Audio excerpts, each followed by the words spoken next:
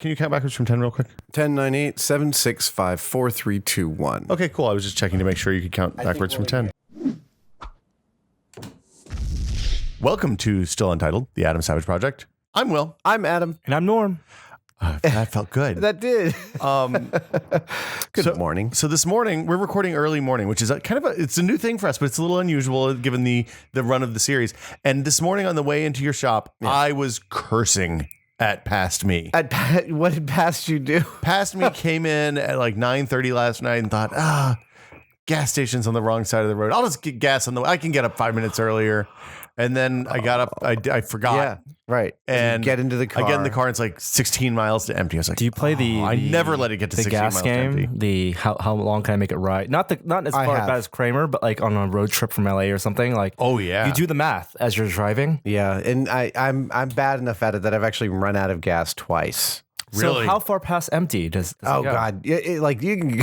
I don't want to tell anyone what to do, but 30 miles at least. Really? Oh yeah. Like the light goes on, maybe you have another 20 miles before it's empty. They make sure because automakers know how lazy and stupid we all are. They know we're idiots. Well, they also know that in the country, there's in the middle of the country. Yeah. They give you at least, I'd say, probably a gallon and a half of gas, which means if you're in one of those Escalades, you've got like 6 minutes, 6 miles. Yeah. And you have one of those cars that does the estimation, like everybody does that. Actually, the Fiat, I have a Fiat Abarth. It estimates down until 30 miles. Then it's like you better fill. Then it just goes to fill it.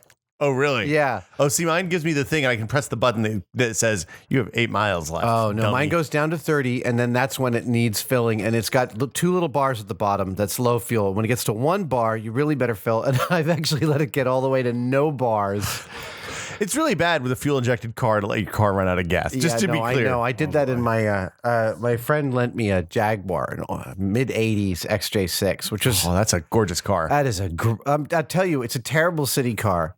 Oh, of course. But it is the ultimate car to drive to LA from San Francisco in. What is it? Well, it's a touring car, right? So, I mean, you sit there and it's like, boom, boom, boom. I mean, you just feel so cushioned. It's meant to do that. It's what it's built for. It's the kind of car that you get in and you think, I'm going to go on one instead of on the freeway. Like, I'm going to get on the windy coastal road. Yep. Yeah. Because why not? Yeah.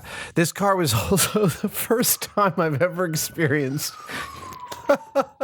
Okay, so we know occasionally when we were single men, we might pull up at a stoplight and there might be a woman we found attractive. You might have an encounter. No, not an encounter, but you just pull up a little farther to get a better look. Okay. And see, in the Jaguar, I found that happen to me. Really? Interesting. Yeah. Wow. I mean, this is Dudley 20 Moore years was right. ago, but yeah.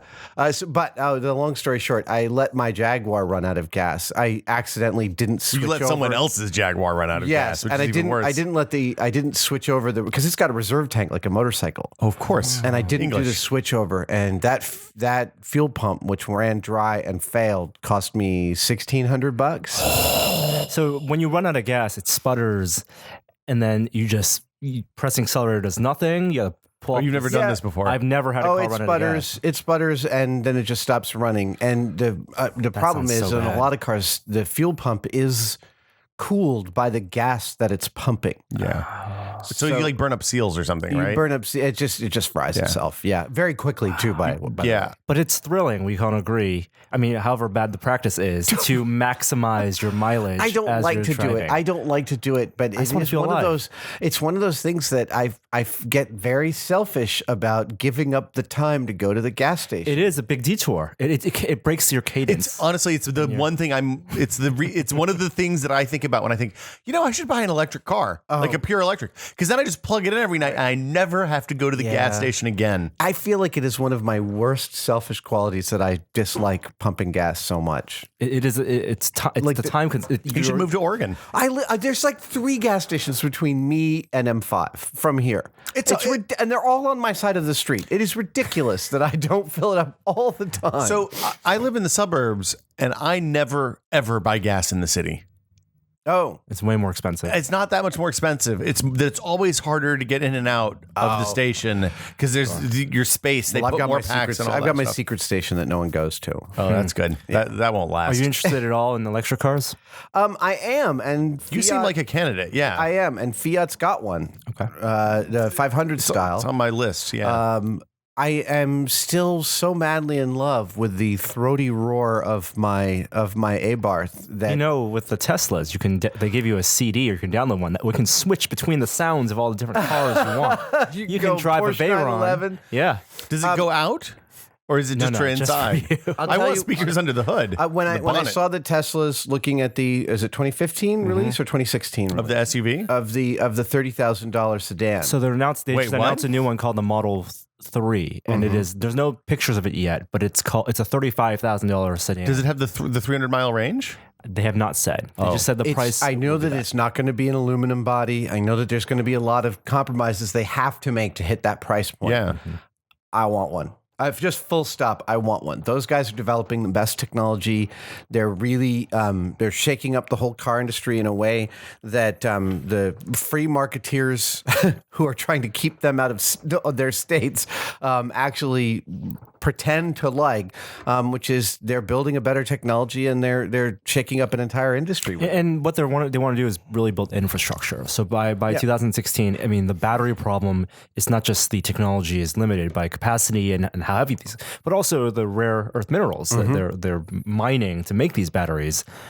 That's not sustainable. Well, they're not that rare. They're just hard to dirty recycle. and difficult. Yes. The batteries. and expensive to extract. So the more people that have these cars, the better infrastructure can get. Where you get more of these fill-up points, but at least in urban city areas. But I mean, and we're in an ideal city to adopt electric cars. even where I live, which is 15, 16 miles outside of the city, a 75-mile battery is totally sufficient for the way that I drive my car 100% of the time. Yeah. Because Yeah. my car doesn't ever get driven on road trips. It's just for driving around the city and going to the grocery store and going to work. So anyway, No segue. We didn't have a segue. speaking, No. what was your first car, Adam? Oh boy. A Volvo, 1976 Volvo 245 DL station wagon. That thing was a beast. Is that a car that you bought or that your parents, like you inherited from your parents? No. Sorry. I bought it. My parents gave me money to buy the car. I had moved out here in 1990, and in 1991, they were like, "You should have a car. We're going to send you $2,500." Yeah, that's amazing. And I spent every penny of it on this Volvo, which that was a good car, 14 years old back then. So this is funny. Sorry, I don't mean to interrupt. Yeah. But 1991 is when you bought this car? Yeah. That's when I bought my first car. Really? Yeah, well, I grew up in rural America, Oh, so I right. needed a car, or Yes. else I wouldn't be able to get to school. Yeah, so I didn't need a car living in New York Yeah, City. of course. Nobody. I didn't learn to drive till I was 22. Well, that explains a lot. We've seen the way you drive. So this Volvo was fabulous, fuel injected, 4-speed with a 5th-speed overdrive. I learned I've written extensively about it, but I've learned all my basic car repairs on that car. It was a great car to learn. I frankly want to buy one for my kids to learn in, so that they don't have to wreck the gears in my Fiat. Well, so my father and I went out and bought a CJ3, like the 50s era one from the Korean War. What's a CJ? It's a Jeep. It's right, a okay. 3-speed, 2-seat with a back Jeep, and we fixed it, and then we drove it once. He was like, "Well, you're never going to drive this again."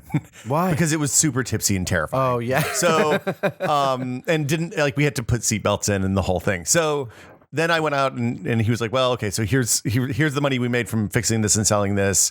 And I went and bought like a pickup truck. Nice. A Ford, Ranger pickup truck, manual transmission, and it was a wonderful car. It was an amazing car to learn how to drive in because it was Practical also. good gas mileage. It was manual instead of automatic, so I think that was a good thing to learn at an early age. I learned to drive in a little Toyota pickup truck. Yeah, My dad's pickup truck. There's a one of the highways around Manhattan you're not allowed to drive trucks on. And my dad was driving into Manhattan and he forgot, and so he was driving his little Toyota pickup. Like they don't let you drive pickup trucks on? Oh yeah, no trucks at all. No Really? trucks whatsoever. Wow. So my dad gets pulled over and they're like, "You're not allowed to drive pickup trucks." And my dad goes, "It's not a very manly pickup truck." the cop let him off and let him go to Manhattan. A little bit of humility goes a long way with the police. Let's talk okay. about terrible jobs. Yeah, I was gonna see if I could transition Yeah, no, I saw from the- getting the first pickup truck to but First car, make the money. No. so okay, I'm pretty sure I know all of Norm's employment history. But I bet that you have some interesting terrible jobs. Well, I deep thought in your that past. I thought that's a great. We get a lot of wonderful conversational response in the comments on our podcasts when we talk about interesting inventories. And I think we should talk about first apartments and stuff like that. Ooh. Yeah. I bet yours is better than mine. But truly terrible jobs I mean, we've all had to suffer some difficult employment. Okay. I'm gonna ask a question there. Yeah. Did you ever work fast food? I never worked fast food. I did work. I feel like a sort of equivalent. I worked in a survey call center. Ooh. Oh, that's much worse. That is like a legit call center or like a customer service call center. No. This was a call center where we did surveys, literally. So people would hire us to like call some town in Connecticut and do really impossibly large numbers of questions, like 70 questions. Oh, wow. On the two people running for office in that city. Did people actually get through 70 questions before telling you to pound sand? You didn't. Nowadays, I'm sure they screw you every way but Sunday. But back then, you didn't actually get credit for the survey. It's not like you took a pay hit, but you didn't get credit for the survey unless someone answered all the questions, which really means that the only people that were willing to sit there, you'd say, just take a few minutes of your time, knowing that it's like 25 minutes to get through all these bloody questions. And so lonely old people. That's who you get. Oh yeah. It is like a self-selecting group. Yeah. And they are the people that vote. They're the people that vote too. They vote their fear and the Fox News. Anyway, sorry. Yeah. It's a different topic. Everyone knows what I Medicare. just talked about. Sorry, I was screaming. No, it's okay. I turned the volume down on you. You've been punished now. But, I joked. So I did work in the food service industry. I worked as a busboy at a little restaurant in Tarrytown, New York called Horse Feathers, which is still there. Oh, that's interesting. Do you know Horse Feathers? No. But let me guess. It is a small town. There's like 20 tables. There's a bar. They have a big lunch crowd from like the local hospital or maybe attorney's offices. And they have a pretty good fry cook, short order line with hamburgers, French dip, a club sandwich. French dip, you got it. Oh, jus. A friend of mine's sister referred to the menu as ski lodge food. So I worked at a place called Bullfinches that is exactly the same. And I want my kids to work in the food service industry as an early job. It is a fantastic experience of what it's like to deal with customers, to deal with people, to deal with your own low place in the hierarchy, which we all should experience. Because you go out the rest of your life and you be a good tipper because you know what that person's going through. Well, So my dad had a friend who ran Bullfinches, and he wanted me to get work before I was probably legally allowed to work. I was probably 16 years old. Yeah. And he called his friend and was like, hey, my kid will come in and do lunches for just tips. What a Which, jerk. if you're a restaurant guy, that's an instant win. There's no to that. You can't say no. No, so I went in, I got like they gave me like 3 tables because that was the most damage I could do. Right.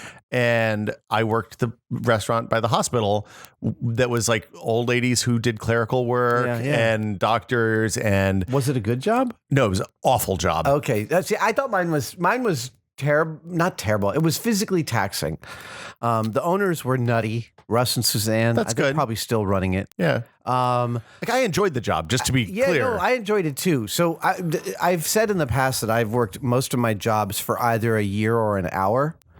I have had 2 or 3 jobs that I quit very, very, very quickly. What were the bad signs? What's that? What were the signs? So one of them was in the West Village of New York on West 4th Street, right near what is the name of the place? Anyway, on West 4th Street in the Village in New York, there used to be this poster store that sold all these movie posters. Like the kind of stuff that people get at college on your first exactly. day of The school Blade or Runner whatever. poster on my wall, that you could buy that there. Got it. You know, down by law, right? These giant posters, right? Yes. That kind of Yes. So, I needed a job, so I went down there. They were hiring. I went in. They hired me, and I lasted 3 hours.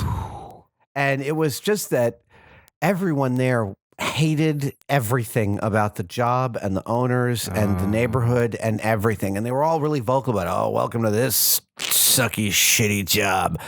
And there was nothing to do. You like, can I help you? And people would say no. And there wasn't, I mean, it was dark. It was dark energy. So after 3 hours, I said, I'm going to go get a Diet Coke. And I never went back. Oh, wow. Wow. Yeah. How old were you? I was 18. I am. That's one way to do it. Yeah. I pulled the ripcord. I didn't ever want to talk to these people That's a good. I mean, you And it was know, the best Diet Coke I ever had. again. Yeah, totally. I worked one time. I was in a mall in college, and I was walking around like maybe 2 weeks before Thanksgiving, and this cute girl behind the counter was like, "Hey, you should come work here." Should I tell what the store was? It's a nationwide chain store. Go. It's Abercrombie and Fitch. Oh. This was in the early '90s, so it's a different thing. That was not what I expected at all. No. I don't think they'd hire any of us now. I was a little skinnier and 22 years old. That was then. clear by the name of the store. Yeah. So I went in there. I did the application. They hired me for part-time. I went in for maybe 45 minutes, an hour. Oh. And I did the orientation thing. I was like, man, this is a lot about folding. And then I got there and the people were really awful, but they weren't like, I hate everything awful. They were the other side. So they were they were true believers. They were true believers in the mission of the maiden so close to hunters attractive clothing. No, this was before. Oh, before this was before they did all that. Oh, stuff. okay. This was when it was just like plaid shirts. Oh, right? okay. So this is before the porn catalog. Yeah. This was when you could just get like cargo shorts and plaid shirts there. It was like grunge attire for the mall crowd. Copy. Yeah, so I punched out of that. I didn't walk out without. I've only quit one job in a rage. You should put that on your LinkedIn. No, I'm not. Abercrombie and Fitch retail specialist. I also worked for a short time. I say that Jamie gave me my first job in special effects. It's not entirely true. I actually worked for a short time at a place in New York called Peter Wallach Enterprises. And Peter Wallach is a fantastic special effects guy who did some very important work in the 80s. He's Eli Wallach's son, first of all. And he did a really terrific short film in the early 80s called Ray Gun's Nightmare about Reagan, and it involved just like Mechagodzilla with television eyes. It was really beautiful. He also is probably most well known for the Sledgehammer video, Peter Gabriel's Sledgehammer video done in claymation. Okay. Yeah. With the claymation and the animating Peter and all of that. And I worked for them as a PA for about 2 weeks. And it was a flat fee, $50 a day, which even in 1986 was a shitty salary, especially when they wanted you to show up at 7 a.m. and work until they said you were done. Yeah, I'm sure that was not a punch out at 4:30 job. Oh. And so at one point, my parents were in town and I was going to go have dinner with them. And so it was like 6:15 and I'm like, I'm going to go have dinner with my parents. And Frank, my manager, was like, okay, I guess you can go, but in the future, I'd hate to have to tell you couldn't leave. Was this the kind of thing where they're like this was the entry level into the mechanism of the because I can kind of like I've been in jobs like that before where you're like you pay your time and then they bump you up to the good job and the better job and the better job. And if I knew more about what I wanted to do, I might have stuck it out. But to me, The attitude. the attitude of like, we get whatever we want out of you for this $50, which again, granted, like 5 years later, when I was much more of a builder and a maker and knew kind of what I wanted to be interested in, instead of just being mystified by everything, I might have stuck it out because I might have had some ambition about the job. But in this case, it was just like a terrible salary for ridiculous hours. And it was like half the people were having a good time, the other half weren't. What was the best bad job you ever had? The best bad job.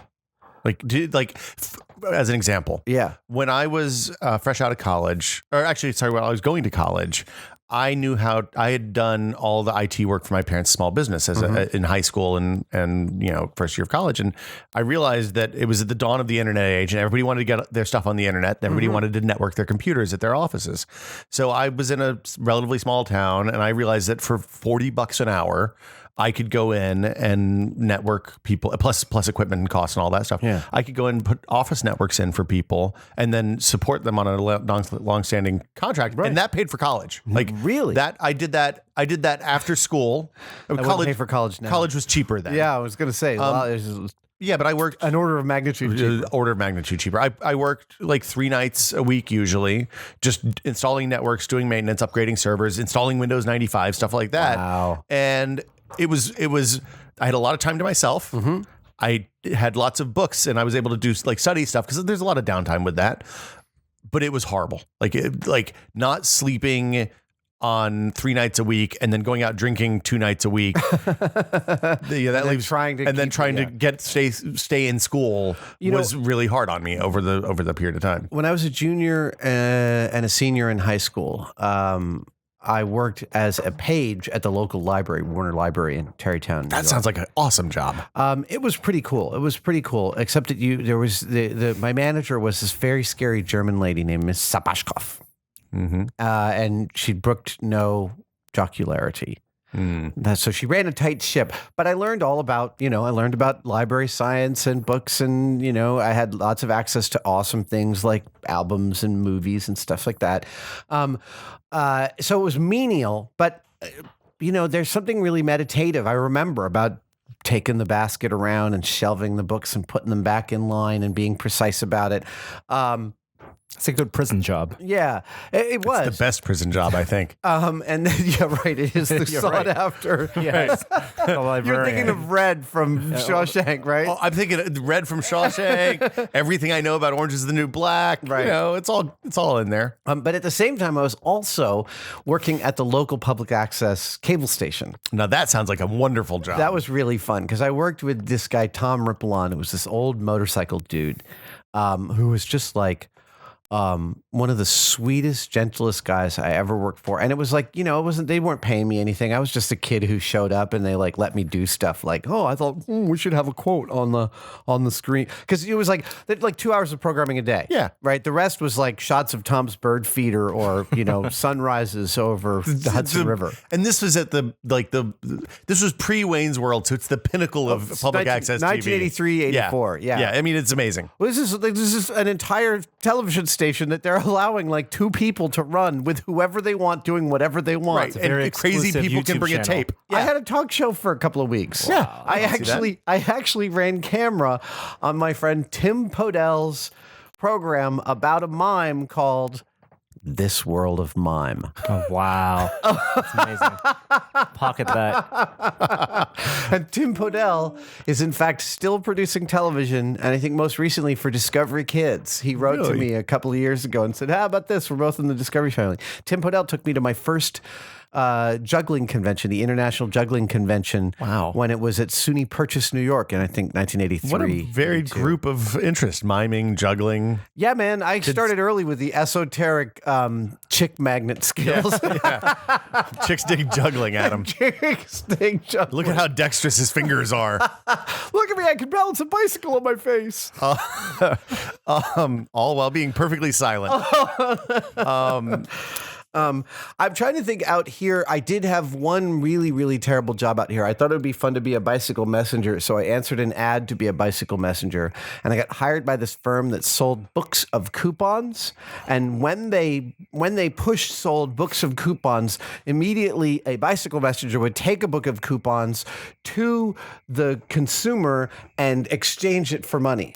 So the telemarketers would sell the book, and then I would take the book to the house. Locally, immediately. Wow. That is a weird business model. It is a weird business model. Not only that, you didn't start in the building. You had to literally every day they would give you a payphone, and you would go wait by the payphone. This sounds like a money laundering on a front. bicycle, and you only got paid for the books that you delivered, which means that you were the last point of sale.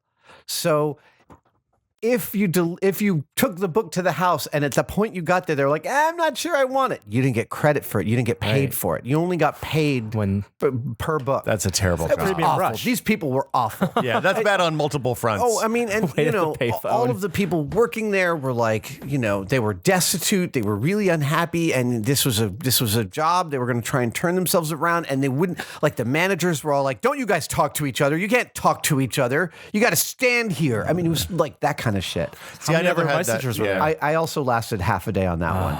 Okay, Norm, it's time. Yeah, it's time, Norm. What tells us What's- about your I've never had a terrible job. You've never had a. I've never had a terrible job. Like I did. you worked at Tested, you worked at Maximum PC, you worked at PC Gamer. Does fundraising with the Boy Scouts Nope. count as for food Selling service? cookies? No. I worked at That's football Girl games. Scouts, dude.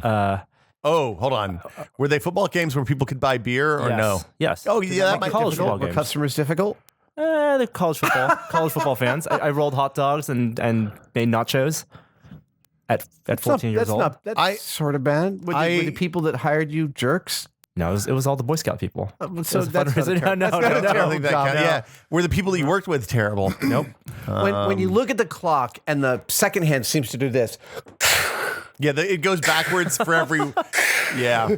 that's when you have a terrible job. like math When you class. can barely stay awake and it's like the middle of the day. I did have the job that I almost got electrocuted once.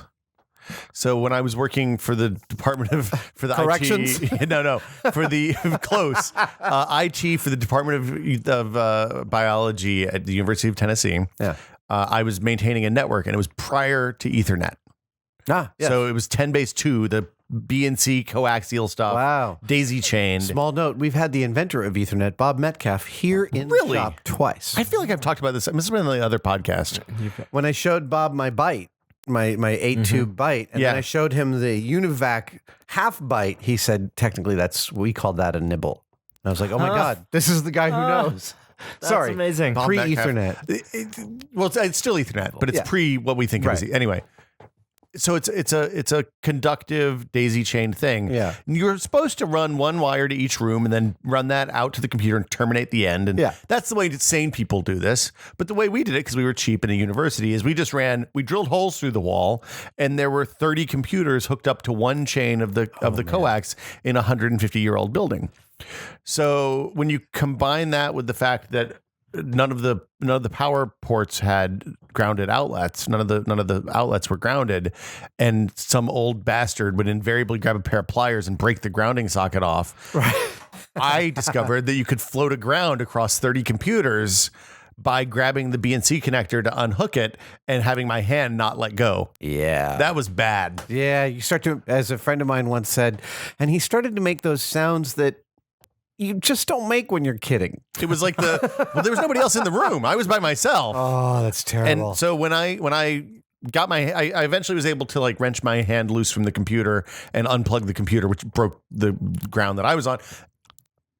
I went room to room until I figured out, and I almost punched the 85-year-old faculty administrator who'd been like, well, my power strip didn't plug into the thing, so I just popped it off. Man. It's like, you almost killed me, you old bastard.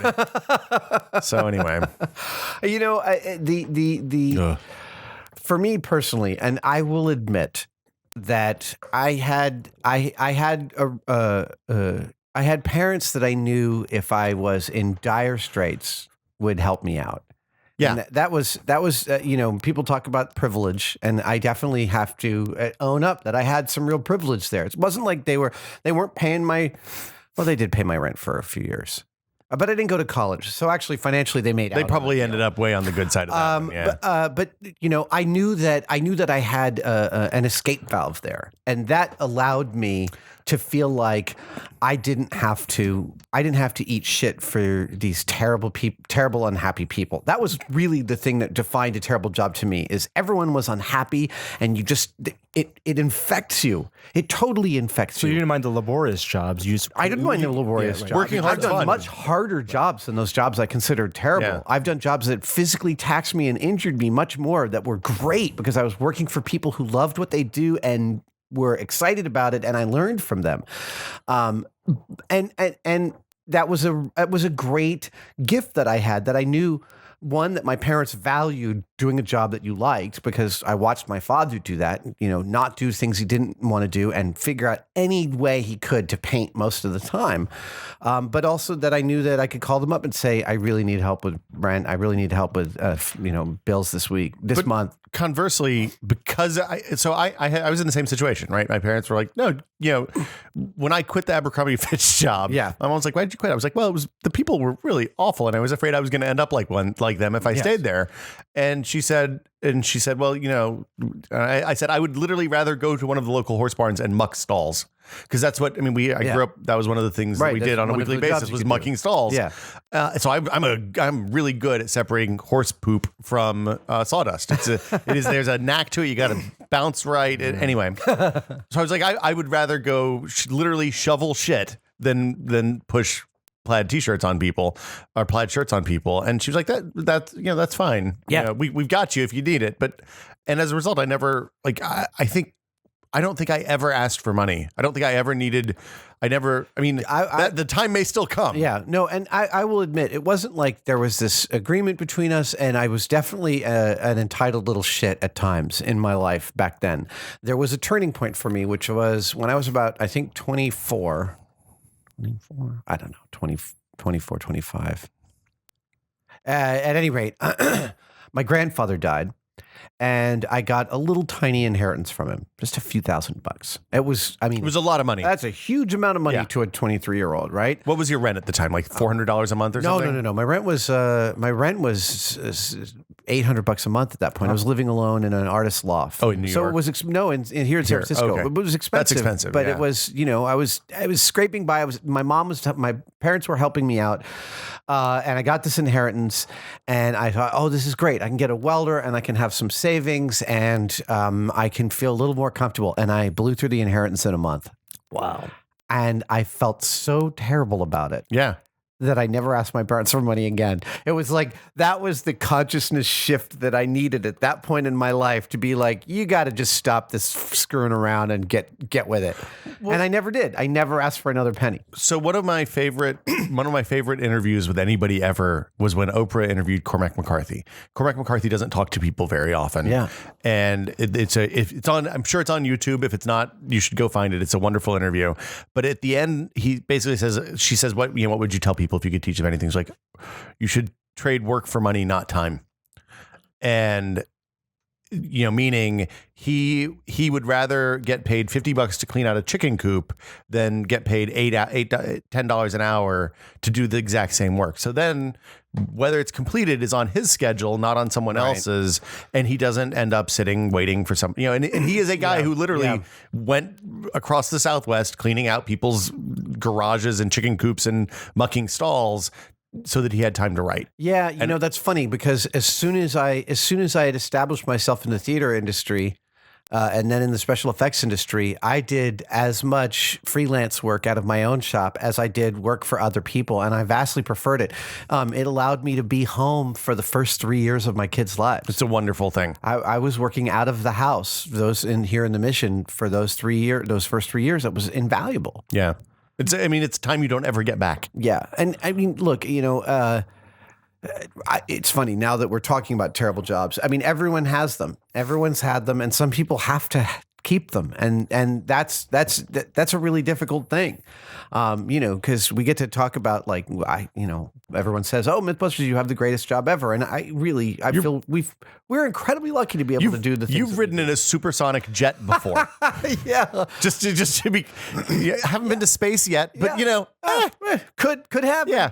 All of that being said, I recognize that there are some people that have to suffer through those jobs, and that's a rough thing. And I want to, I felt like it's important to acknowledge the privilege I had with my parents. We weren't rich growing up, but my mom was very frugal and managed things quite well, so that, we did have a little bit of luxury to work the things we wanted. And literally the difference between having the bad job and knowing you're going to get out of it and not having a way out is that, worst case, you could have gone back to your parents' house in Tarrytown and they had a room for you. Oh, and I did. Yeah. I did for a year, like everyone does. Yeah. So Terrible jobs. I can't wait to read the comment section of yeah. terrible Well, jobs. Oh, we want to hear what? Yeah. Yeah, please post. Sure, jobs. Post your bad jobs. I expect some real micro depths here. Yeah. My job was prostate massager on bulls. I don't know. I mean, I That's a good one. yeah. That's a good one. We will be back next week, I guess. Yeah, we'll be back next week. As always, thanks for watching, guys. Comments, feedback, it's all good. We like it all. Thanks for watching. Thanks for watching. Bye. Bye.